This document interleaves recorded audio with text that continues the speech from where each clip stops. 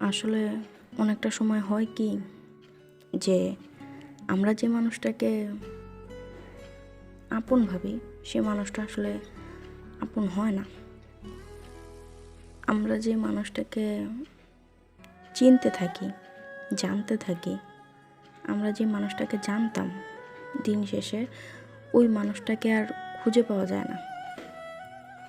কেমন জানি মানুষগুলো বদলে যায়, যেমন বদলে যায় আকাশে মেঘ থাকা অবস্থায় বৃষ্টি না আসার সংকেত, যে মনে হচ্ছে এখন বৃষ্টি হবে, আসলে তখন আর বৃষ্টি হয় না।